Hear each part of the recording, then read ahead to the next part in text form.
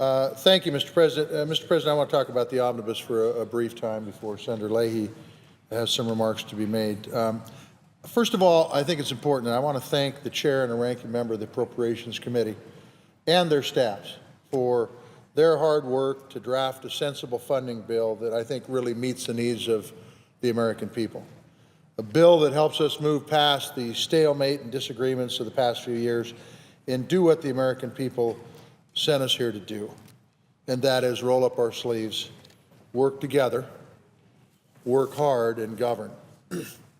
Recently, folks have put politics and partisanship ahead of our constituents and our responsibilities, and the results haven't been pretty.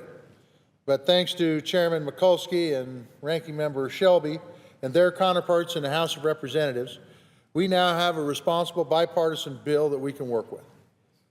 One that invests in our future to strengthen our economy, but that makes tough choices so that we can continue to get our fiscal house in order.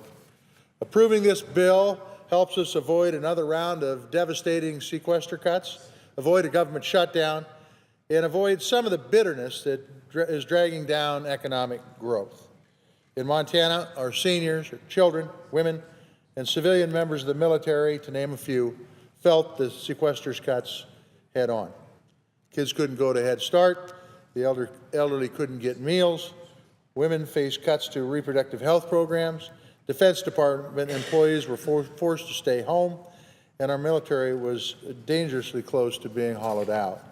This bill makes smart choices to continue to reduce our deficit while investing in core national priorities, those being education, healthcare, infrastructure, research and development, and defense. And at the same time, it continues our fiscally responsible approach to governing by reducing or eliminating funding for dozens of programs that have been left on autopilot after 2 years of continuing resolutions. And it repeals the recently enacted reduction in the annual cost of living adjustments for disabled military retirees and for survivors of military retirees. This particular change is very important for folks who have been medically retired and for survivors, the folks who are more likely to be on a fixed income. And it was done without any fanfare and without any grandstanding. Senator Mikulski and Senator Shelby figured out how to fix it. Now let's be clear. This is one step in a two-step process. We have more work to do to address the military pension issue to make sure that works for the men and women of our military who have made great sacrifices on our behalf. I also want to thank Chairman Reed and Senator Murkowski for putting forward a smart interior bill.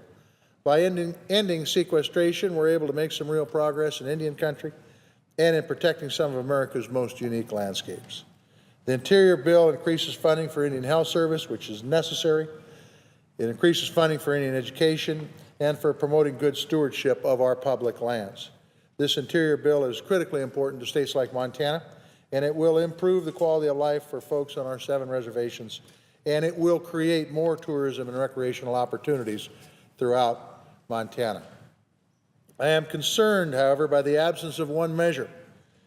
It's a measure approved by the Senate Appropriations and Rules Committee. It is bipartisan. It saves money. It brings more transparency and accountability to a town that needs more of both. And more than 1/3 of the Senate is a co-sponsor. This act is called the Senate Campaign Disclosure Parity Act. Right now, candidates for the Senate do not have to electronically file their campaign finance reports with the Federal Elections Commission. Now, they can voluntarily e-file, and maybe you did, Mr. President, but many of our colleagues do not. Instead, all a Senate candidate has to do is take a big stack of documents, drop them on the door of the Secretary of the Senate's office, and head back to the campaign trail. Then what happens?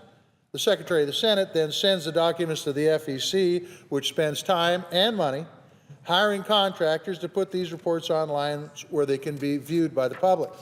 This costs taxpayers nearly $500,000. And God knows how many staff hours each year to make this information available.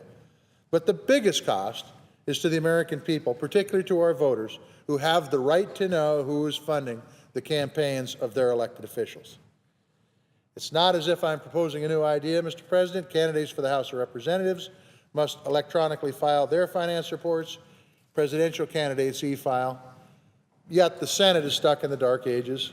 In an era of smartphones and cars that drive themselves and combines that harvest fields using GPS. Today, the Senate is dropping stacks of paper at officials' doorsteps. I proudly voluntarily e-file my campaign finance reports. I know that many of our colleagues do as well, but that's not enough. Ironically, we don't know why my bill to improve transparency and save money didn't make it into the funding bill. I'm told it was blocked by the House of Representatives.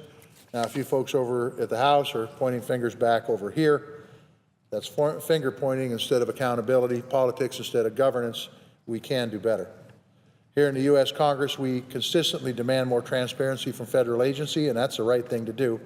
But we need to also look in the mirror. We're not doing what we demand of others. But Americans are demanding this funding bill as well. It's a step forward to responsible government. It makes tough choices to getting our fiscal house in order while investing in the future. This omnibus is a good bill.